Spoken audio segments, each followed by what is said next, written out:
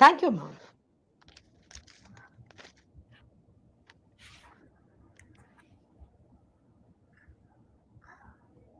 My dear participants, good morning to one and all.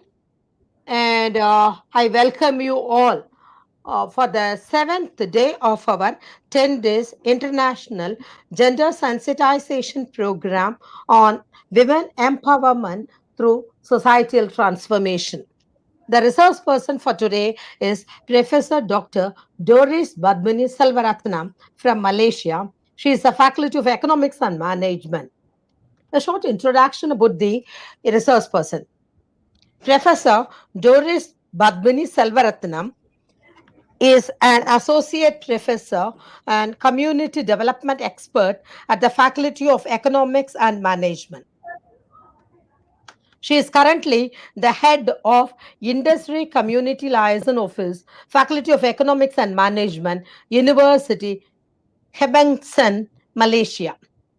Previously, she was the course coordinator at the Center for Entrepreneurship, Small and Medium Enterprises Development, coordinator at the Center for Entrepreneurship and Small Medium Industries Development, Universiti Kebangsaan, Malaysia. She conducts courses pertaining to senior startups, social entrepreneurship, economics of women in health, economics of social policy, social political aspects of development. She has written books on digital business by the elderly, articles on socio-economic implications of single mothers, student volunteerism, elderly and the indigenous community of peninsular Malaysia, and the native community of Sarawak. She uses her research material as classroom teaching aid and organizes numerous community research activities involving various stakeholders, the local community, students, NGOs, and the local governments. Experimental learning in the community is emphasized in all her courses to highlight the elements of gender equality, political bargaining power, and volunteerism in community development, learning from the community, and also the richness of knowledge gained through the process of dialogue and engagement with the diverse stakeholders. She has conducted Asian economic course for Indonesian delegates and assessment methodology courses for Asian European young researchers in France. And recently, she conducted a course entitled Embedding Entrepreneurial Triads and Competencies in Teaching and Learning. Currently, she is doing Johar Strategic Plan implementation at the district level, ECER Master Plan Evaluation, and HCD Development and Socioeconomic Profiling. She got her doctorate in sociology from University Putra, Malaysia in the year 2004. And her profile runs to nearly 18 pages. And shortly, I will tell that she is a very good orator and a nice humanitarian to have contacts with her. And she has published several books, has presented papers in numerous national and international conferences, and has also published articles in refereed national and international journals. She has completed several projects, and she is the most sought for resource person as far as our Tamil Nadu is concerned, because she is very easy to move with, and without any fuss she will give her appointment, and she is a very good humanitarian to move with. With a short introduction, I hand over the section to the resource person. Welcome you, ma'am, on my own behalf and also on behalf of the Center for Women Empowerment and Women Studies of Manonmaniam, Sundaranar University. Hearty welcome to you, ma'am. Welcome you, ma'am. Thank Once you. again, welcome Thank you. you for And the section is yours now. The section Thank is you. yours. Thank you for the wonderful introduction. And I would like to thank Center for Women's Empowerment and Women's Studies, Manonmaniam, Sundaranar, University, India. And this is a great opportunity for me to share of my experiences and also my engagement that I've done with the community. But before I go on, I would like to also wish everyone in India a happy Independence Day. I believe it was celebrated on the 15th of August, and in the end of the month, on 31st of August, Malaysia will be celebrating Malaysia's independence. So, going to the topic, women's role in community development programs. Why I chose this program? Because this is also a core area that I have been dealing with more than 20 years. And this is a passion that I started as a child, growing up in a home whereby my parents do a lot of community work. And the church that I am affiliated with also deals with community development. And as I went into my studies, my further studies, community development has been seen as a thread or the tool to bring about national development. Because having studied development studies and also studying planning, I have looked at various methodologies and programs that has been using different approaches. For example, doing a top-down approach, adapting programs that are copy and paste kind of situation where it didn't fit in completely with development for a country. And every country has its people that has different faces. And like for example, myself, I have a history. My ancestors come from India, Tamil Nadu to be precise, Varagankulam to be very specific. But right now I am residing in Malaysia. And in Malaysia, we have so many different ethnic groups, predominantly the Malays. We also have the Indians, Chinese, and the people of the land. They are known as the indigenous or the natives of Malaysia.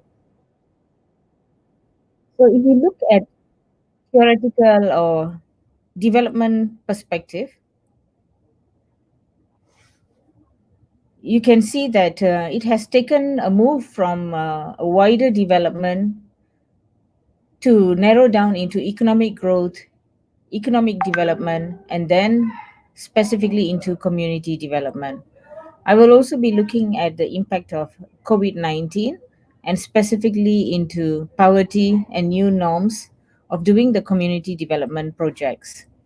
So, development has moved from Adam Smith's theory that looks at the nation, a country as a whole, into Karl Marx theory of development in terms of everything being fair, equality, not giving a specific functions to Todaro's development as in providing for needs, livelihood, and sustenance and self-worth of a person.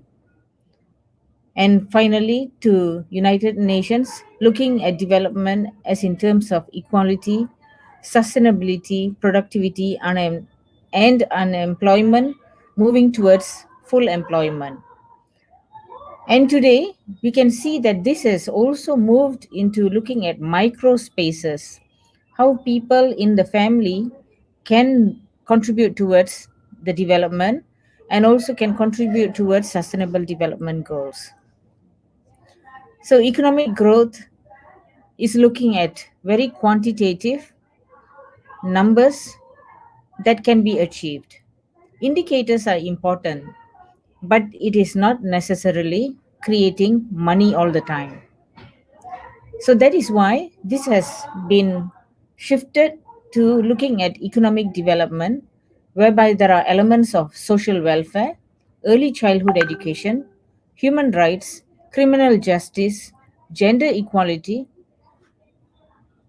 It is much more holistic. And then there is a move towards community development. In community development, there are pillars of not just creating what has been outlined in economic development, but moving towards sustainability and how each individual is given emphasis, is given a high priority to bring about changes, positive changes to each individual's life. And the community is not seen as a problem. The community is seen as an agent of change, and the community is seen as an actor that works together with various other stakeholders, various other agents of change, various other enablers that can move towards a common goal that can be achieved together as a wider community.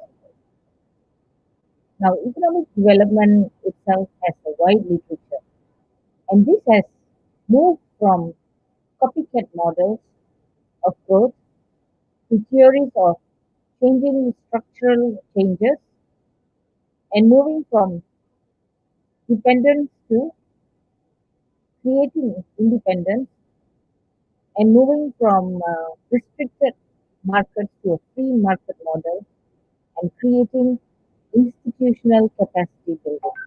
But if you look at it today, even this model is changing. Because what is an institution?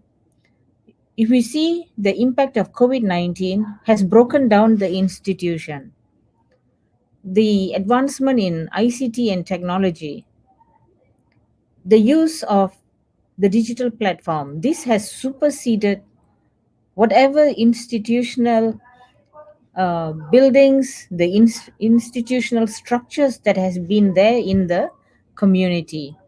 Today, everything is moving away from the hierarchical and also the borders that has been created.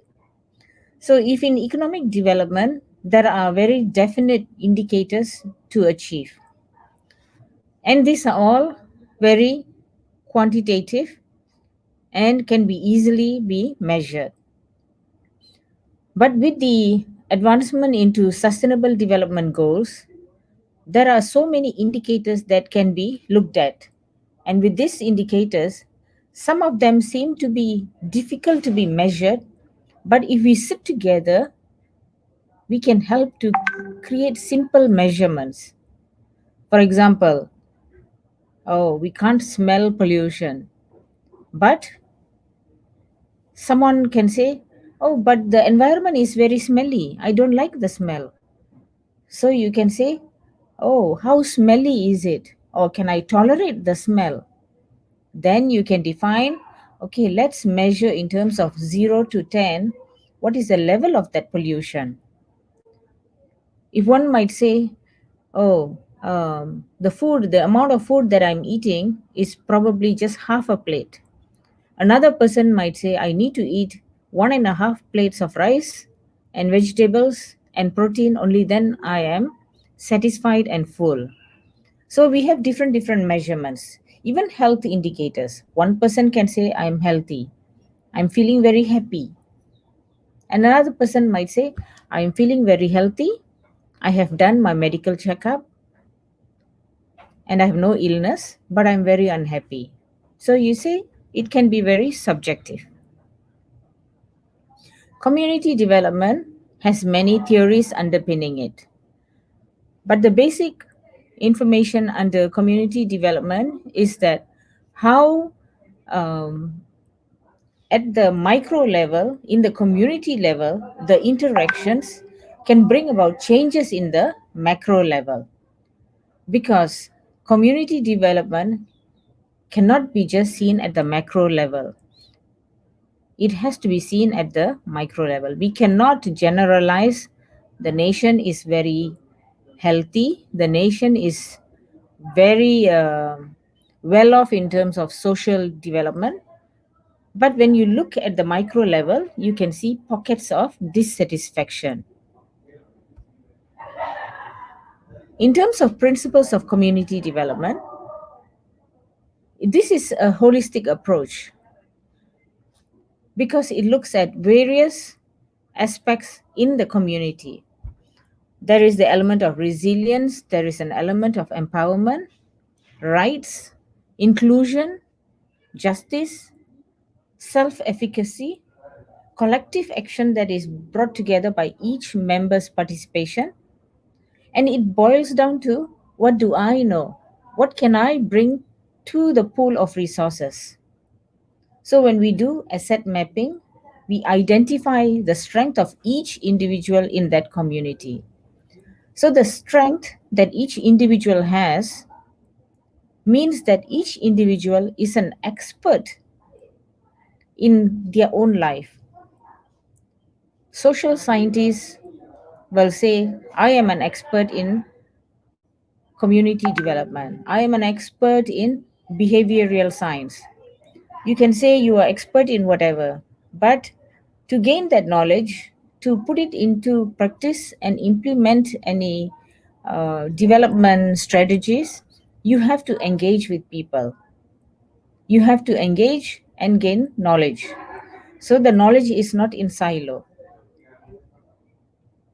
So coming to the indicators of community development, we have so many indicators as well. Like, for example, community resilient to negative changes. What are these negative changes? For example, you have your cultural identity. Cultural identity can be a strength for the community. A change in behavior need not be a negative change. For example, if I am a lazy person and I cannot get up to do work and I don't want to communicate with others, that means I have a very bad behavior. That does not contribute to networking and that does not contribute to teamwork with other members in that community. So one has to decide for him or herself, I have to be resilient to what? And as a community, the community has to decide what has to be maintained and have to be resilient to what type of changes. Because this will also bring forward to the benefits of community participation. If I say I want change, I want economic wealth, I want social well being, but I refuse to participate in the development process, that means I am just a person who wants to receive. I do not want to participate in bringing the change by being part of that activity. This will also build on capacity building because if I do not participate, how can I learn? How can I be retooled? How can I communicate with others? Capacity building means changes that an individual encounters and an individual as a community also encounters. Capacity building can bring about changes in communication skills, generic skills, other team building skills, and it also can be a capacity building in specific skills, competency skills. And when there are these changes, this can bring forward changes in the quality of life as an individual, as a community. So we can measure as an outsider, as a social scientist, we can measure these changes. What is your level of happiness? What is your level of satisfaction? What is the level of your economic sustainability, your social well being? And these are all part of the quality of life. Your spiritual well being. And then we move towards social and economic well being. Because if we are having a quality of good life together with social and economic well being, then we can uplift ourselves from the poverty line index that is traditionally known as contributing towards the economic growth. So, multidimensional poverty line index means we will take into consideration not just our economic well being, but also the social, spiritual, psychological, and other elements that contribute towards the enhancement of one's wealth. Now, COVID 19, everybody knows its history and how it has impacted as an individual, as a community. So, what has this brought about? Not just a global pandemic, but lockdowns in many countries. People who took the COVID 19 as a very light issue. Oh, same like SARS. It will be over in a short while. But until today, it is still ongoing. It is now in the midst of August, and people are already feeling the financial stress, not to mention the health stress. Families that have encountered death in the family because of COVID 19 also encounter stress.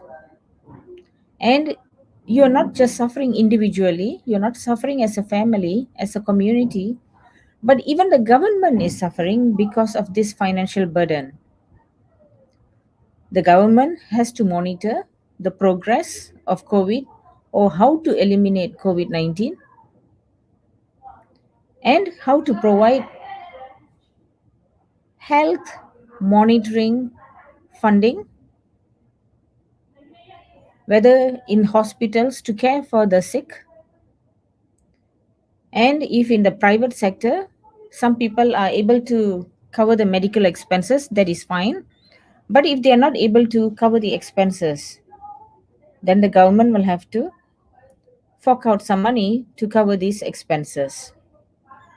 In fact, today in Malaysia, we are so worried about COVID 19 because it has been discovered that there is a new strain of the COVID 19 which spreads very fast and it cannot be detected, and within a few days, it has spread to so many people. So, there are so many health measures that are available. Avoid crowded space, avoid confined space, and avoid close conversation. That is why today we are also using the virtual space to communicate. We also need to take care of our personal hygiene. The places that we encounter, whether it is in our home, if we are going to work for a limited space of time, then we have to make our environment also safe. We need to wash, we have to wear health gear, and we also have to warn others to ensure that this does not spread. So, in the business, we have now a new phenomenon, working from home. We have a choice to work from office if our sector of or the nature of our business is an essential goods. There are so many risk and uncertainty, and there is a need to be aware of the liquidity of our company, of our families. If we are working with the community projects, what is the liquidity situation? And in terms of workforce, who are the first people to be laid off? Most often, the downline people are the ones who will be let go. In many developing countries, daily winners will be let go also. They will be suffering most. And then the issue of gender inequality. Companies would rather let go of women first compared to letting go of men. Then that is a gender inequality. Supply and demand shock. Products become limited because some of the companies are not operating. So if there's not enough, the prices of goods can go up. And this also has called for a immediate action by the government, which requires policy and legislation. What items can be sold online? What products can be manufactured?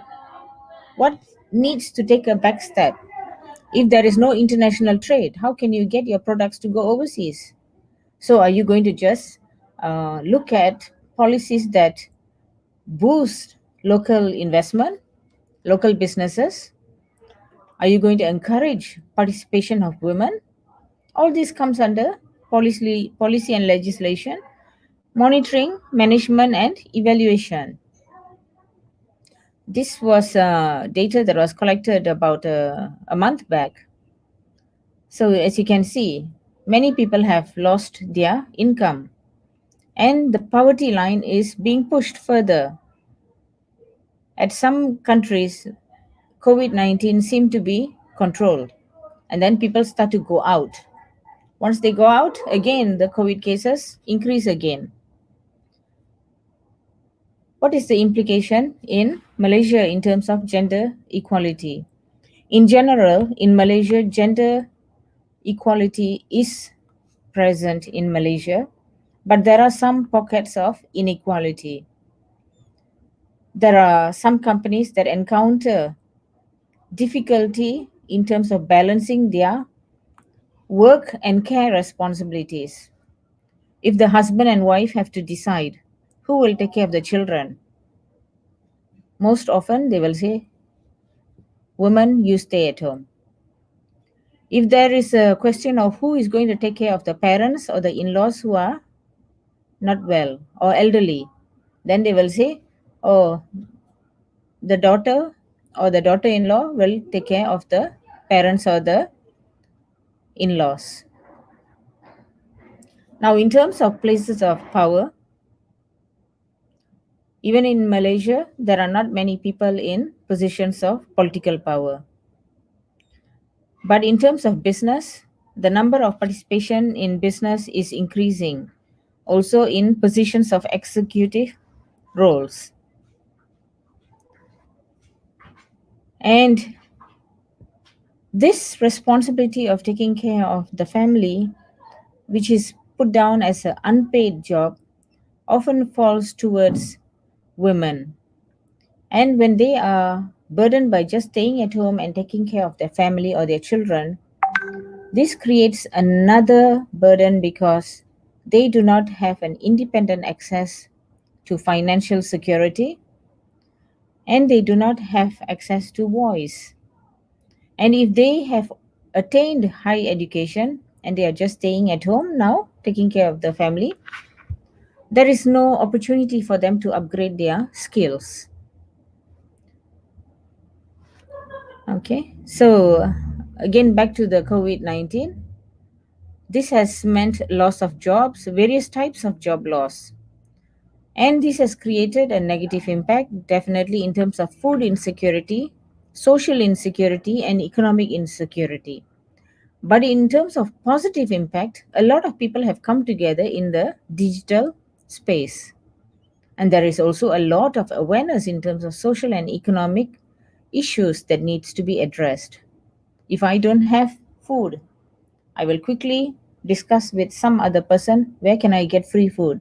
Where are they distributing free food today? Is there any program to enhance my skill? Can I be retooled? Can I be getting a new job? So, all this, the emergency responses dealing with health responses, emergency responses in terms of food security, all these are positive responses that has happened. But this needs to be a long term plan. It cannot be an ad hoc plan. And this is where a challenge comes whether it is still creating any, whether it is creating a gender bias, gender inequality. In Malaysia so far, there does not seem to be a gender inequality when it comes to creating of the new skills. A lot of funding is provided by the government. A lot of programs are being created by the government, working together with various stakeholders to provide opportunities for men and also for women. In fact, there are even support groups. if you think that you are being abused in your family, if you know that you are being abused, if you know that you are not receiving any assistance, there are support groups that are also giving this assistance. So, to address inequality, participation in the programs is very important. There is also need to upgrade skills. Women or men, inequality and discrimination can happen if you do not practice in giving voice and exercising your voice. The minute you think that it is okay, it is fine, I will just sit back and take whatever that people are giving me, that is when the problem happens. The same as education literacy, we need to have ICT literacy, and we also need to have data literacy. All the skills that we acquire dealing with digital and also coding skills, engaging with people, skills to run programs, these are very unique and important today. We can do a program Malaysia, Indonesia, China, Malaysia, Indonesia, Thailand, Malaysia, Indonesia, India, Malaysia, India, USA, or USA, India, and France. It doesn't matter where you're coming from because the digital platform gives an opportunity to be networked and also to carry out programs. People today are not looking whether you are a man or a woman, but what skill you have. How can you help others? How can you bring forward development? How can you bring forward positive changes? So I'd like to summarize by saying that COVID 19 has created chaos, not just at the grassroots, but also globally. Trade is disrupted, flights is disrupted, many sectors of the economy is disrupted. This has created um, unhealthy social and economic well-being. This has increased the number of poor and hardcore poor. We used to have the top 20, middle 40, and the bottom 40. Today, many of the middle 40 are dropping to bottom 40. We need to encourage self help groups. We need to encourage engagement between various stakeholders so that assistance, whether it is in terms of support, moral support, social support, food support, financial support, can be enhanced. And we also need to encourage creativity and potential skills awareness so that we can bring benefit or enhance well being, not just for the individual, but for the community at large. And is in terms of policy implication, emergency response team that works well, not just at the national framework, but it has to come up from community and um, various organizations, whether it's non-governmental organizations, individuals coming forward, or from the private sector. We also need to have policies that gear towards enhancement of resilience and sustainability in business and community. We also need to have policies that strengthen basic amenities and digital infrastructure, and also policy that facilitates social solidarity economy. So in terms of this, it's not just trading of goods with monetary values, but also trading of goods and services with a model or a system that has a different payback model that can benefit the traders themselves and the community at large. And it should not be a situation that looks at gender differently, but it should be a gender that is sensitive enough to say it does not matter who you are, where you're from, but how can you contribute towards the community? Thank you.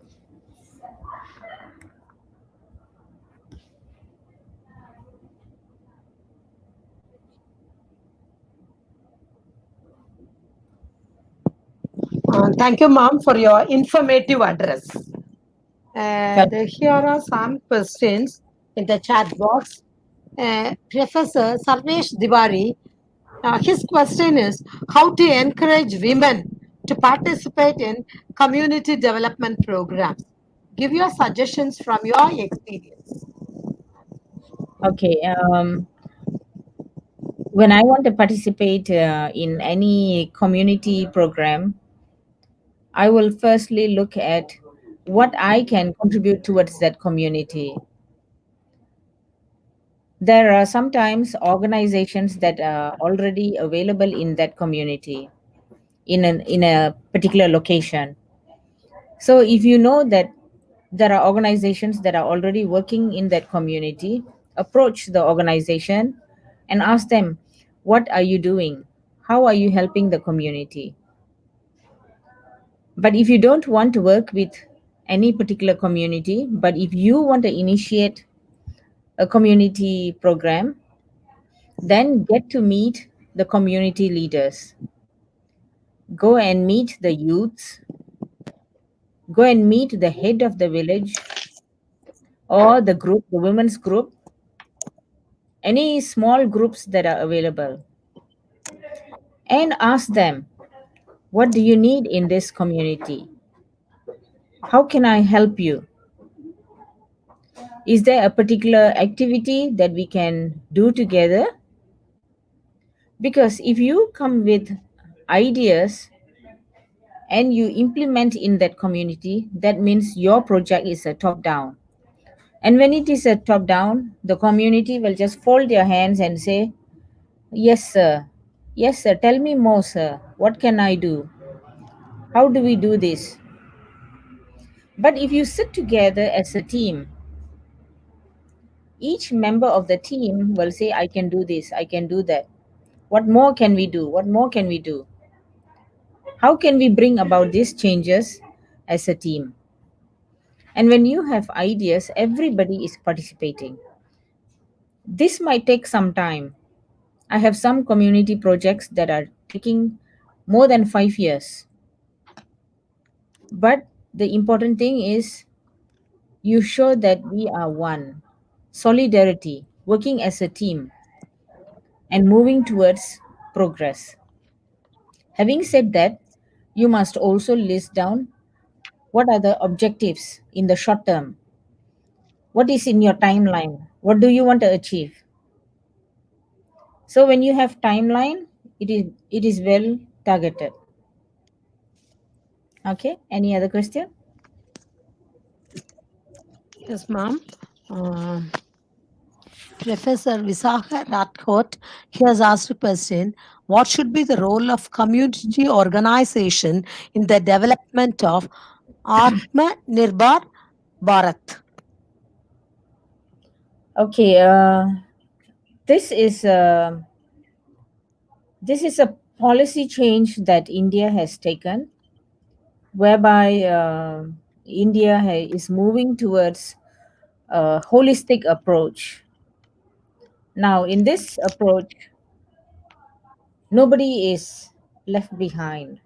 So this means inclusive, it is an inclusive opportunity, an inclusive approach, an inclusive participatory approach whereby the community cannot be left behind. So if you are doing an education program, the education program might have been planned at the top, but now it has to be well adapted at the community level. Now you have to relook at the education program. Is it suitable for the community? Community in the village might not have the same access to resources as those in the urban area. So, looking at this new model that the Indian government has taken, one has to look at what are the resources available in the rural community. Of course, if you want to attain uh, education achievement, same as in the urban area, you need to have the same tools.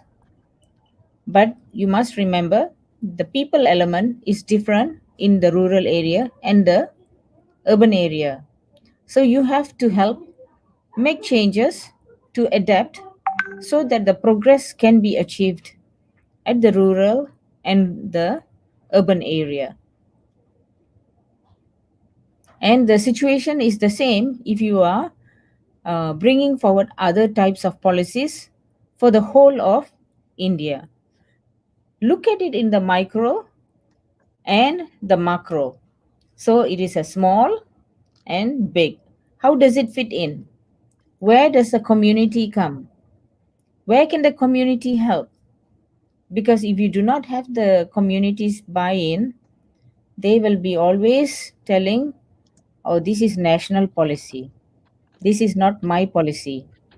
I don't fit in. I cannot bring about development in my community.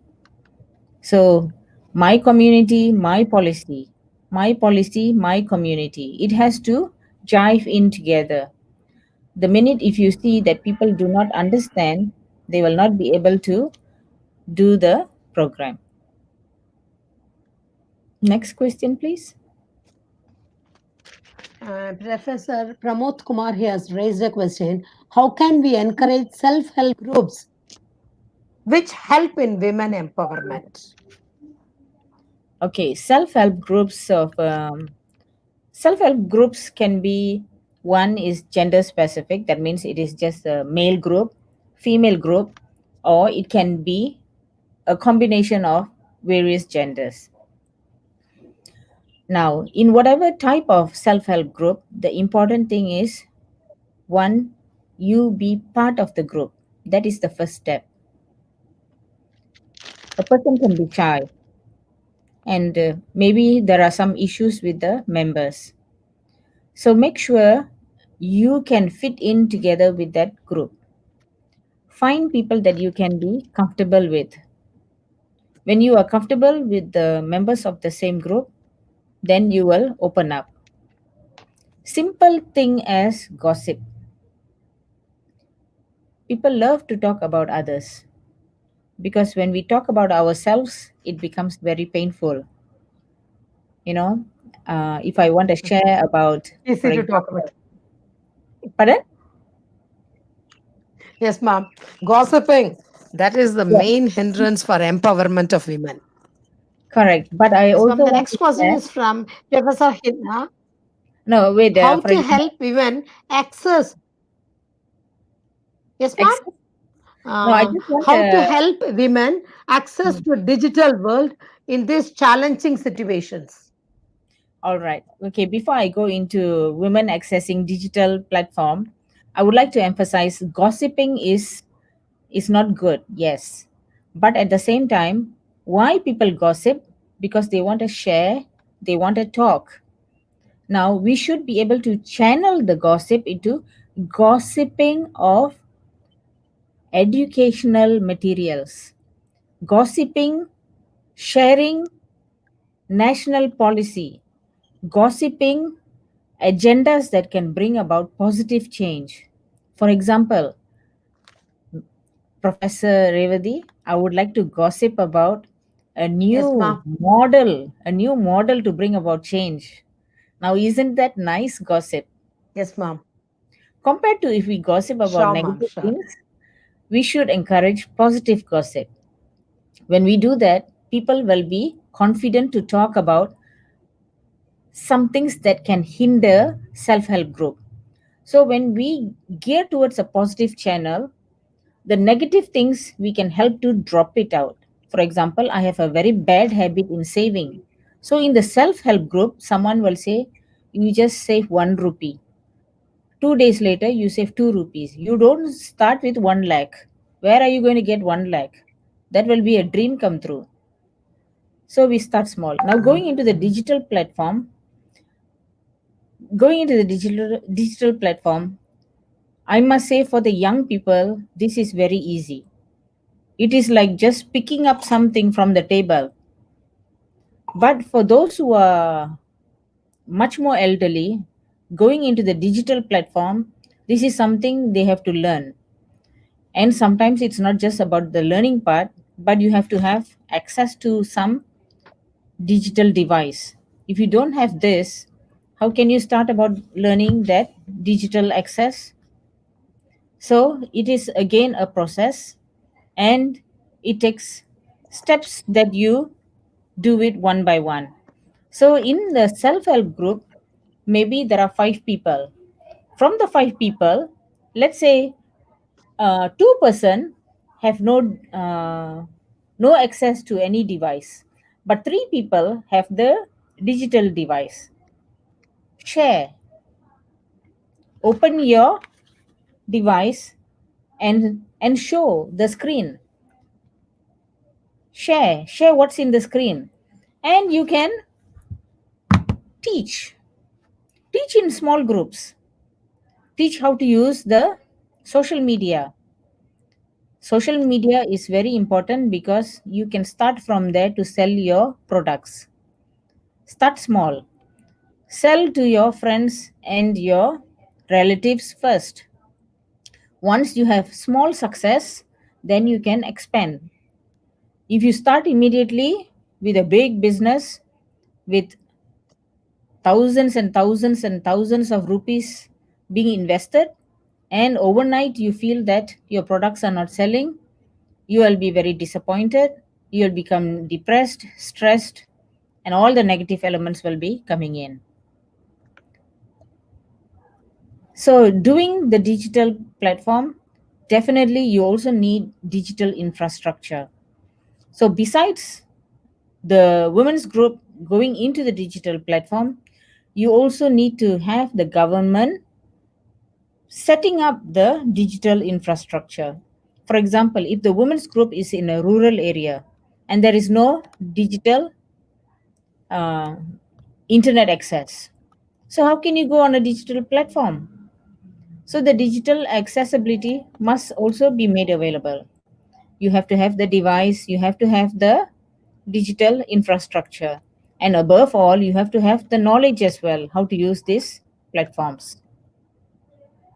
Next question, please. Ma'am, Yes. Professor Priya Balakrishnan, her question is: we are empowering women, but still they are in threat. How can we solve it? They are what? They are in They are threat. in They are threat. in threat, ma'am. No. Okay. So they How are to in threat solve from it? whom? What sort of threats she means, I don't know, ma'am. Okay. Maybe I How can to look at solve it. the threats to women? Okay, I will take the example of threat from the family, maybe. Okay. So Mm. let's say if She you has are not having, specified. never mind. I will take the example of having a threat from the family. She's feeling insecure. Okay. So now you are working as a team. In a small group, you are working as a team. You have formed a group that will produce some goods or services that can be sold. You don't have to put all your resources and divide it among the team members. So if you are feeling threatened by your Excuse ma'am, family, she has yes, again clarified that. Excuse me, ma'am, she has again yes, clarified. It is from the family. Threat right, from the family. okay. So if you are feeling a threat from the family, maybe you don't want to disclose your income. So maybe you should have an account, a bank account, whereby the income that you make goes directly into that bank account. So if the money is going into the bank account, your family will not be able to access that money. In the digital platform, transaction is everything online. So if you are not holding any money in your hand, your family should not be able to threat you to hold that money away from you. If let's say there is a threat in the sense that they will threaten to kill you, threaten to bring some harm to your children or your husband, then you should also have an avenue whereby you can disclose this problem to a person outside of your family. Because the minute you disclose that you are in threat, then only can you solve this problem. Otherwise, you are going to be in a cocoon, you're going to be suffering, and it is going to be difficult to get any work done. Also, there is a possibility when you are in an economic activity, maybe you don't want any income like salary or wages to pay you for the work that you have done, because you are afraid of the threat from your family. So maybe you can say, okay, whatever work that I've done, please pay me in terms of provide my daily needs. Buy for me rice, buy for me lentils, buy for me my daily provisions, or invest in the education of my children, buy books for me. But we cannot be in hiding too long, because how many books can the person buy? So if any women's group are encountering this issue, the only way is they have to disclose, and they have to find a way to stop the harm from the family members. Yes, next question. Ma'am, Yeah. Professor Visaha Rathod, he has raised a question. What should be the role of community development? That I have already clarified it with you, ma'am. And the Right. next is Professor Prahalat Kumar. How to compare and contrast the contribution of social inequality as prevalent in Malaysia and India. Okay. Social inequality as it prevails in Right. Malaysia and in India. Okay. Social inequality, I would like to use indicators of one is education level, and another one is the health indicator. Malaysia being small, as in the acreage and also in terms of population compared to India, the government has been very lucky to have less people to manage. So, when you have less people to manage, there are more resources that can be utilized to enhance the level of education, the level of health of the society. So, I would say, in a nutshell, generally, the social inequality is much lower compared to what is available in India. But if you look at the grassroots, probably there are still a lot of social inequality still happening.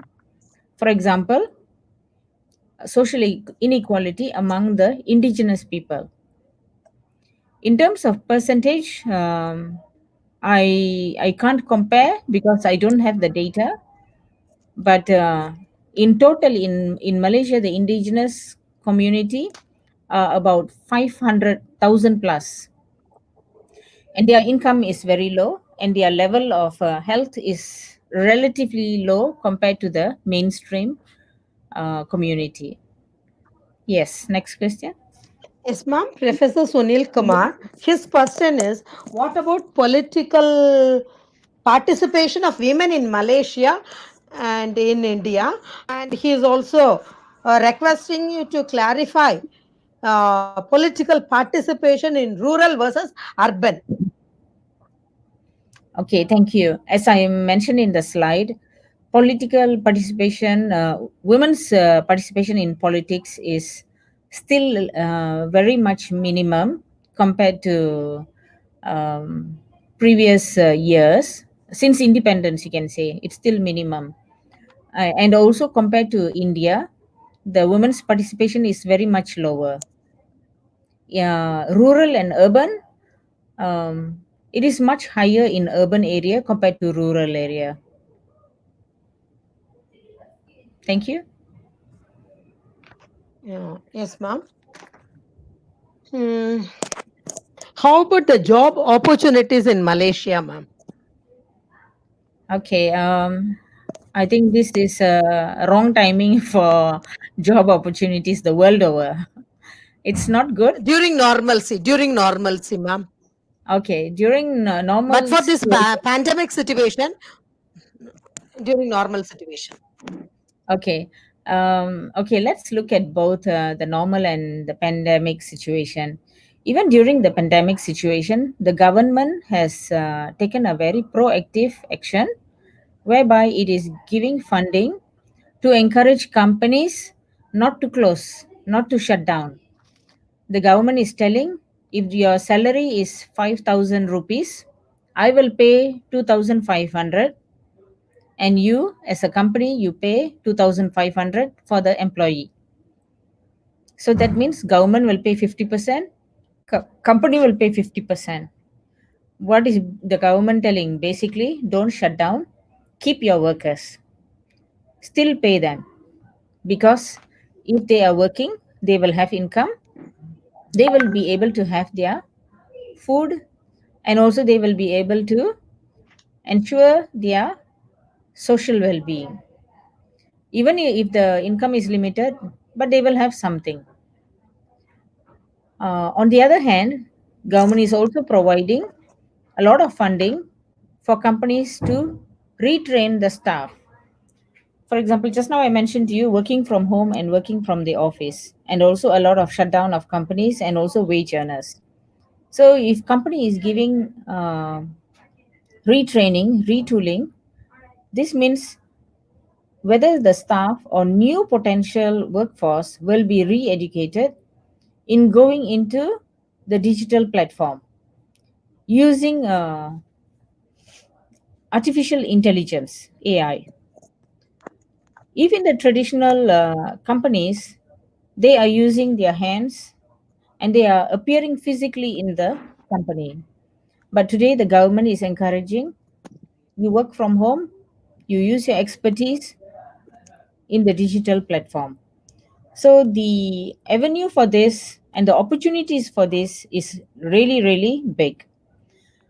Okay, during the pre-COVID time, the work opportunities was also very big, and a lot of opportunities was available in so many different sectors, whether it's agriculture, services, manufacturing, all had ample of opportunities.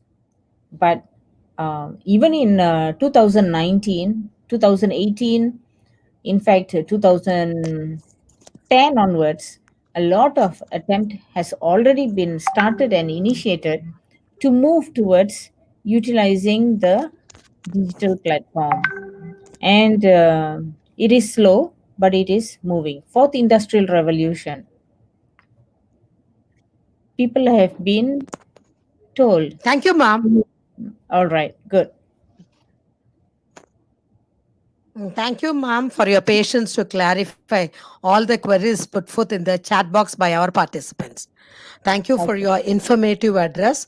And I personally, and also on behalf of the Center for Women Empowerment and Women Studies of our Manonmaniam Sundaranar University, I thank you, ma'am. I thank my dear participants for your presence and your support for all the programs organized by the Center of Manonmaniam Sundaranar University. Thank you, one and all. We have to wind up now. Thank you, ma'am. Welcome.